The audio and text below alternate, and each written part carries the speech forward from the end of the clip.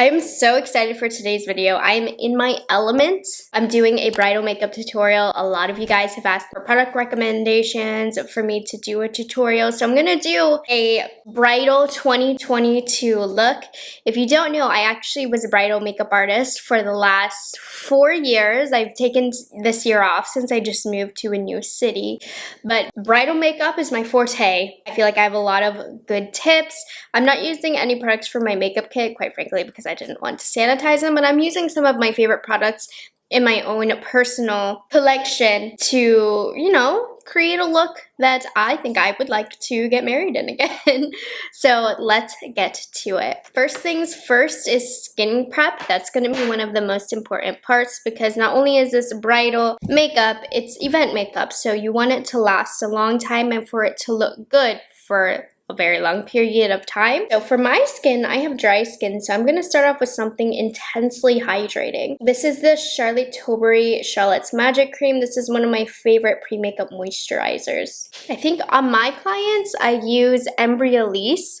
So I'll use their moisturizer on my dry skin clients, and I'll use it on oily too, kind of depending on their skin. But if they stress to me that their skin is super duper oily, then I have an oil primer that I use from Embryolisse. Now, for me, I don't need to do anything for longevity on my skin prep. I'm just going to use a nice long wearing foundation. So since I have dry skin, I just want this all to soak in. Now for foundation, I get asked a lot about what is a great bridal foundation. Dior Air Flash is my #1 all-time favorite foundation. I will link down below the makeup look that I actually did for my own wedding if you want to check it out. Those are tried and true amazing products. It's more of a pinky rosy look. Today I'm not going so pinky rosy. But another great one is the Estee Lauder Double Wear. This is a classic product. It lasts a really long time. It's more matte. This is gonna last from morning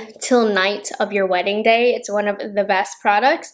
But to get that bridal glow that's very trendy, I'm gonna mix in some of Charlotte Tilbury Hollywood Flawless Filter. I really don't know too many bridal artists that don't have this in their kit because it is incredible. And I'm gonna go ahead and mix the Flawless Filter and Estee Lauder on the back of my hand because I want the longevity of the Estee Lauder, but since it is a more matte foundation, I want to mix it in with the filter to give it a subtle glow. So I'm going to use my fingers to apply this. And by the way, this isn't how I would actually apply makeup on a client. This is if a bride is doing their own makeup. This is what I recommend doing. I'm going to use a damp beauty blender. I'm going to push this into the skin. On my bridal client, I use a mixture of liquid and airbrush, or sometimes I just use airbrush depending on the client's skin. So that's different based on client to client. If the client needs a lot of coverage, a lot of evening, then I will use a liquid foundation or a cream foundation for coverage, and then I lock it in with the airbrush because I feel like airbrush makeup lasts a really long time. You can definitely see the Charlotte Tilbury Hollywood Flawless Filter mixed in there, giving us such a pretty bridal glow. This foundation is really matte, but with that Hollywood Flawless Filter mixed in, it gave such a beautiful bridal glow to the skin. And if you're doing your own makeup for your wedding and you don't want to purchase this because it's so expensive, Charlotte Tilbury does sell these in a smaller size, which might be really nice for you to get it for a better deal if you're not going to use it every single day. But it's a great product to just have in your collection, period. Okay, next up is eyebrows. So I'm just going to brush my brows up. One of my favorite products to use for eyebrows is eyebrow powder. I feel like it is a timeless brow look. Depending on what you need for the brows, obviously it's going to depend on what product you're going to use, but I think powder gives such a natural, soft brow look. And I mean, you guys know, brow trends are always changing. So I don't like to do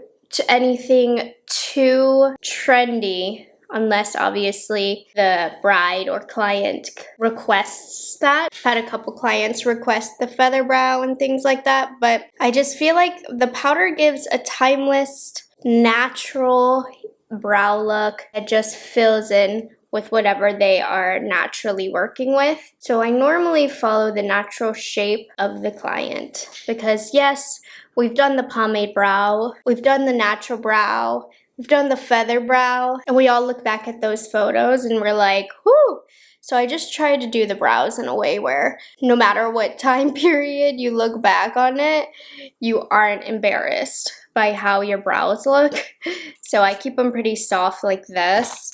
Then if there are any extra sparse areas, I'm going to go in with a brow pencil. This is the Esum Brunette Brow Pencil. It is amazing. I love it because it has such fine strokes. And so for me, where I like a little bit more is at the arch of my brow, because that's where it's really sparse, so you can really see the powder. So I like to go in with a pencil to make it a little bit more sharp and hair-like. It's just like that. I don't go in with the whole brow. You guys know, if you've seen me do my brows before, if I use a pencil, I do the whole brow, but I don't know, for events and timeless looks, I don't always like using that technique. Okay, and then a brow gel that will not do you wrong is the Benefit 24-Hour Brow Setter. There are so many amazing brow gels on the market that particularly came out in the last couple of years, but this one, I mean, your brows don't go anywhere. It's not too harsh of a brow gel, but it really does set them in place. So I like to brush the insides of the brows up and then out for the rest, just to give them a nice shape. All right, let's move into the eyes now. We'll come back and do concealer later because you don't want any fallout to get on your face makeup. So my favorite primer of all time is the Kaleidos Tone Activator. It gives you some coverage while also helping your eyeshadows pop more. It's just perfect. So I'm going to get it on a brush, and sometimes I don't do this. I'm just gonna do it today because my brows are a bit unruly, but I am going to clean up underneath the brows. In terms of the timeless look, I don't recommend doing this, but if you like it, then just do it. I like the way it looks, so on myself, I'm gonna do it. I'm just gonna put that all over. Okay, now for eyeshadows, on my clients, I typically use Viseart or ABH shadows. So I put out some Viseart shadows to use today. These are for my personal collection, so I just wanted to give them a little bit of use. And I think we're gonna do a really clean, simple, neutral look. So this is the Viseart Neutral Mattes. You can get this in a smaller size for a bit more of an affordable price because this is $80, but if you get the smaller size, you can get this for $40, and it's an amazing palette, not just for bridal, just any neutral that you're going to need. You're going to love this. I'm going to start off with a BK Beauty A501, and we're going to go into the cream shade, and I just want to set underneath the brow and brighten up this area right here. I want a really light bridal kind of eye. So I'm gonna take that shade and I'm gonna put it all in the inner corner as well, and that's going to brighten up the eyes, just like this. It will look less crazy once we have the other shadows on, but that brought a lot of light to the eye. Okay, I'm gonna go in with this shade right here. It's about a shade darker than my skin tone. I'm gonna use this as our first transition color. I want to keep it pretty light, so that's why this is only like a shade lighter. But this is going to start off that depth to the eye. And the reason that I use Viseart shadows is because they are just a foolproof product, one of the best mattes in the industry to work with. For a really classic look, you want to keep the dark colors only in the outer corner. I normally blend my dark colors all the way inwards, but I'm not gonna do that today. So we're gonna start off with this shade right here. It's just a typical neutral classic brown. And I'm going to place this in the outer corner, and I'm gonna kind of go at an angle. So I'm placing it out and then I'm bringing it in just a little bit. We're gonna blend that out, just like this. And you see how beautiful that Viseart quality is, doing most of the work for us. It's really trendy right now to kind of have that cat eye effect, so that's why I'm blending it out. While this is a classic makeup look, I'm still trying to keep it relevant to 2022, just like that. And it's okay like to get messy with it out here. We're gonna clean that up. Morphe M507, and we're going a little deeper right here. And I'm gonna just circle this even closer in the outer corner, not quite blending it out so much as the last color. And you can see we're starting to build that depth out here. And then we're going here. This palette is perfect for that neutral gradient ombre blend. With each shade that gets a little deeper, the area that we're blending it in gets smaller and smaller and smaller because you want the deepest focus to be out here. That typically is what is flattering for most eye shapes. Obviously, that doesn't go for every eye shape, but it's very flattering on a lot of eye shapes. And if you do feel like you want to blend it a little more, you can always take that first brush that you use to soften everything. We're gonna take the black, yes, the black, and we're gonna focus this on the most outer part closest to the lower lash line. So we are gonna use eyeliner later on, and we want the eyeliner to blend into this little speck of black that we're adding. I mean, I'm using just the tiniest amount. So we're moving back to the eyelid.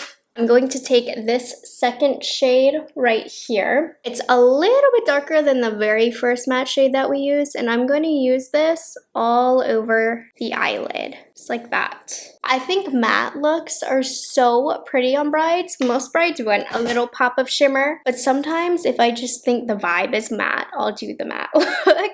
And they'll be like, do you want me to add shimmer? There's something so clean about an all matte look that I love, love, love. We're gonna leave it on that. In terms of getting a touch of shimmer, I'm just gonna do it to show you. I wanna keep it mostly matte, but I want like a pop right in the center just to bring a little attention to the eye. So this is the Bridal Satin palette from Viseart. I don't know if they sell this anymore, but I'm just taking a light golden champagne and I'm just gonna pop it literally just a touch in the center. Like that's it. Just to add a little bit of interest and dimension to the eye. Really subtle sparkle. I mean, this is a satin shade. It's not even shimmer, and I'm not against shimmer. I want to add that. I do a lot of looks. I like a glitter on a bride, but this is the vibe that I was going for today. Now I'm gonna move on to eyeliner since I'm happy with the eyeshadow. I'm gonna use the MAC Black Track Fluid Line. This is my gel liner of choice on my clients. It's not as black as I would like it to be, but I love the formula. I feel like it doesn't run. If I need it more black, I will put a powder over top. But since I'm going with a more natural look today, I don't even mind that it's not super black. So we want to keep the eyeliner pretty thin, but we do want the eyeliner there to work as a base for our falsies to lie on. So I'm just going to get a pretty thin line to run across my upper lash line. I can't talk when I do this, so give me a moment.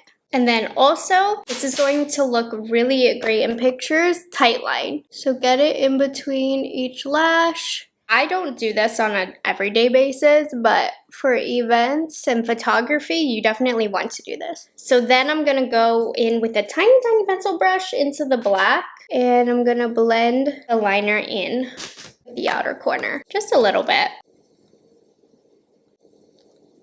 Okay, so we're gonna move back out to the face. So I'm gonna take a makeup wipe. I'm gonna clean up the under eye area. This is why I did not do my concealer yet, because it cleans up any of the shadow that fell down, and you don't want that on your wedding day. It will show up in photography, so make sure we keep it nice and clean, just like that. And if you want, you can make it into a wing, and that's a little bit more trendy. I like that look though.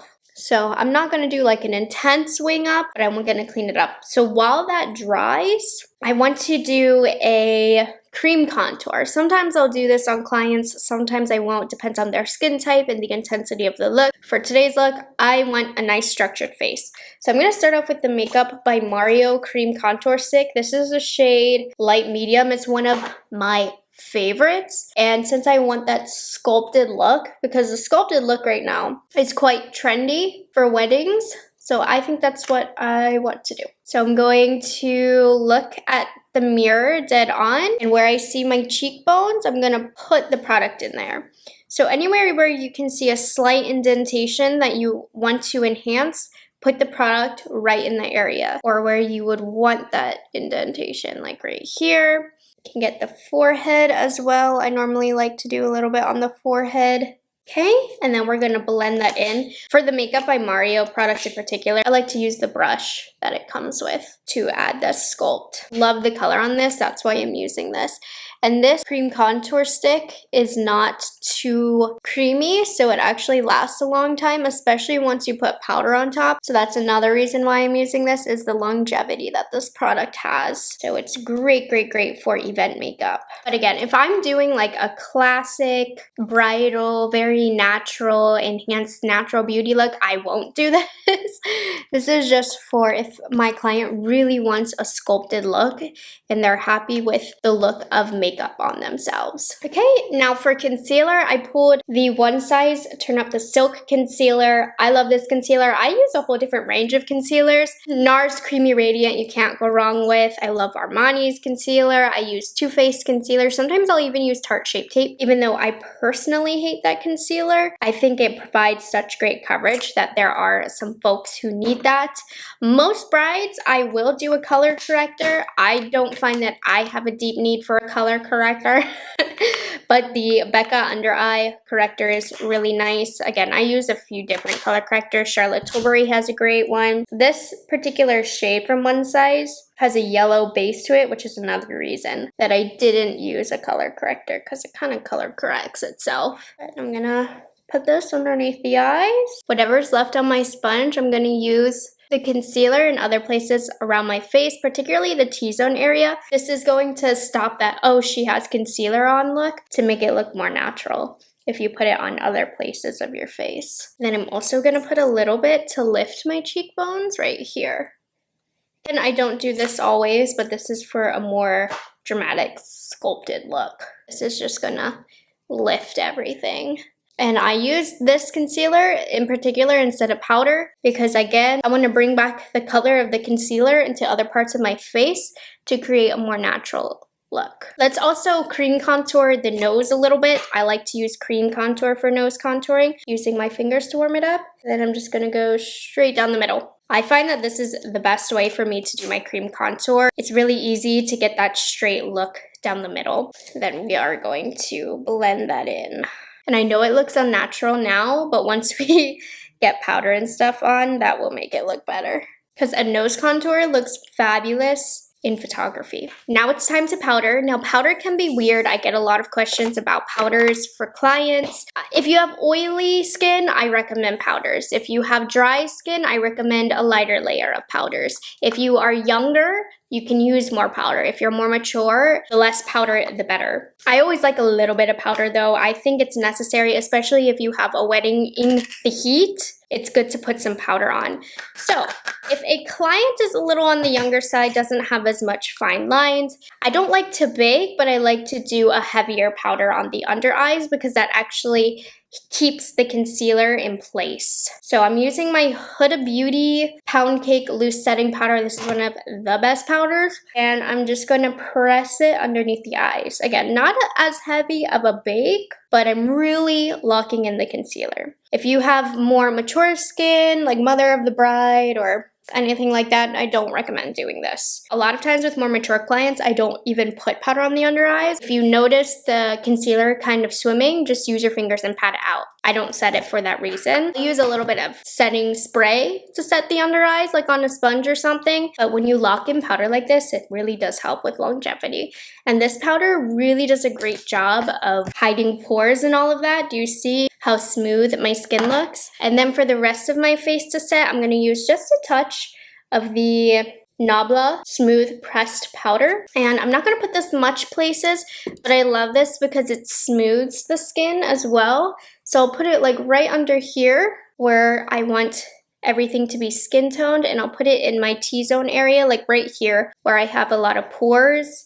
And then up here, and then that's all I'm doing with this powder, but I love the way that this powder looks, which is why I finish with this. I'm doing just a touch of powder bronzer. We did most of the contour with the Makeup by Mario, but for event makeup, I do want to set with powder because we want this makeup to last a long time. I'm using the Tom Ford Glow Bronzer in Terra. This has a little bit more warmth in it. The Makeup by Mario isn't warm, but it's not extremely cool, but it's more of a contour shade. I definitely want something a little bit warmer to set on top. I'm just using a very light amount. It's gonna stick to the cream bronzer, so you don't need too much, but just enough to add a little bit of warmth back into the face.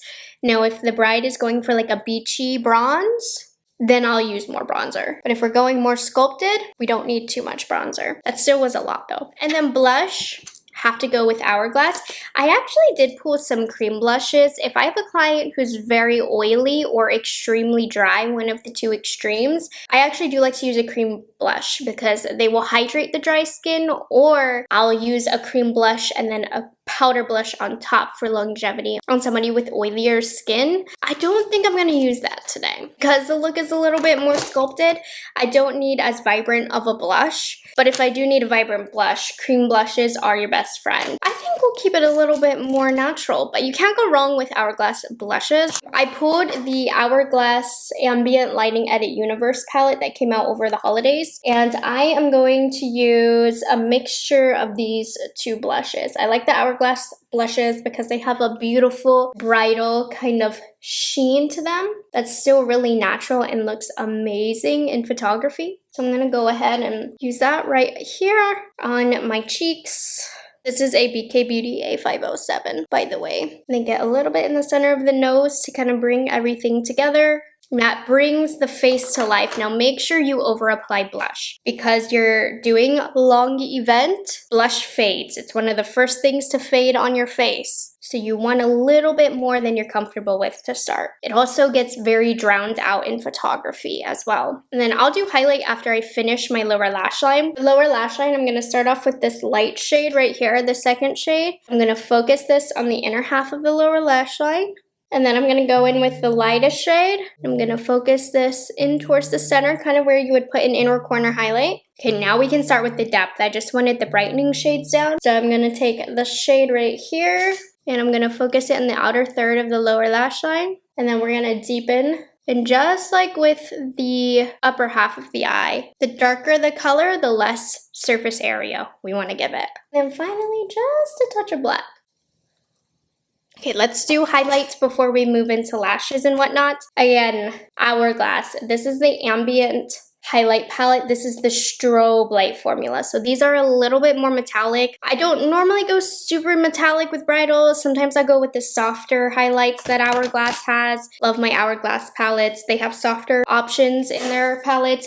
But I feel like since this look is quite matte, minus the blush, I want to have a pop-in highlight. And pop-in highlights are out for 2022, but I think they look really nice in photography.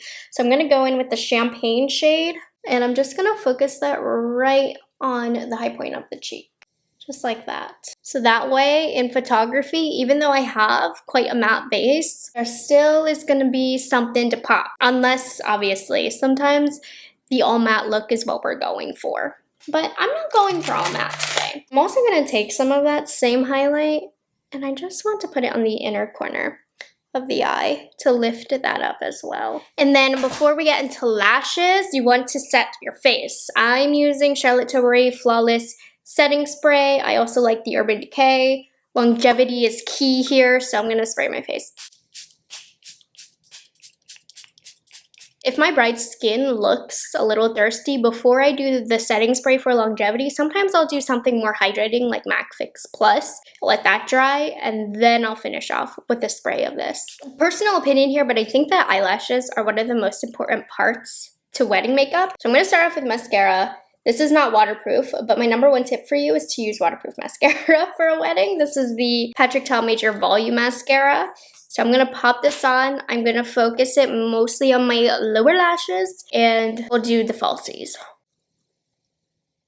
The perfect bridal lashes. This is one of the most important parts of this video. You need to look in the Ardell Naked section. The best for bridal looks. They are natural, but they add the volume. So my favorite for something a little bit more natural but still dramatic enough to lift the eyes are the 424 Naked lashes. For like mothers of the bride or somebody who is not as comfortable as false lashes, I try and convince them to wear 420 because, you know, sometimes clients don't want to wear falsies and I'm like, let me just put this on your eye because the lashes make the look, right? So 420 is great if you're not comfortable with lashes.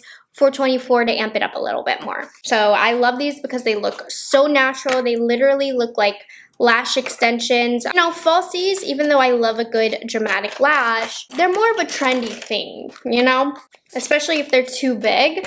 So we want to keep it timeless. So something like this is going to enhance the eye, but add the drama. So I'm actually going to pop these on off camera, and when I come back, you're going to be like, a new person, a whole different look. See, lashes are game changer. These are still natural enough, but they still give a little bit of pow and attention to the eyes. Now for lips, I'm such a huge fan of a pinky lip for bridal look, but I didn't want to go quite so pinky today since the look is so neutral. So I pulled out the Huda Beauty lip contour in the shade Honey Beige. This is a little bit more neutral than what I typically do, but I think it's going to complement the look a lot. So, and this has a little bit more peach to it, which I think it's going to go with my blush. I am going to slightly overline the center of my lips, but again, the big lips overlining trend is a trend, but we do want to be a little bit more pouty in the center. Just like that. So just like that, that's perfect. And with lip liners, I do actually recommend covering the whole lip because if your lipstick fades, at least you have a second layer. And then on top of that, I pulled the Milk Makeup lipstick in the shade Skills. It's kind of like a neutral peachy shade, which I think it adds enough brightness to the lips, but it still stays true to the neutral look. Just going to. And then let's do a gloss. I'm going in with Sunset Rose by Pat McGrath. I wanted to add just a hint of rosiness, like a hint. I don't want a rose lip, but that gives the perfect amount of rose that it needs, and this is also my favorite lip gloss formulation. This is the makeup look. Let me take my hairpins out, and I will show you the final bridal 2022 look. All right, you guys, so here is the bridal makeup look that I came up with. I like it because it's classic with elements of something more modern. Like we have a little bit of a cat eye going on. We have a more structured look with our contouring, but it still is using those timeless classic colors. I love doing bridal looks. I miss doing bridal looks. This just makes me want to film more bridal makeup looks because I am super into this look. When I wear like kind of a bridal style makeup look, that is when I feel my prettiest. So anyways, I hope you guys enjoyed this video and you found it helpful. If you are getting married, congratulations. Let me know if you use this tutorial to help you out. I would love to hear about that. Thank you so much for liking this video and being subscribed to my channel, and I will catch you guys in the next one. Bye guys, have a good one.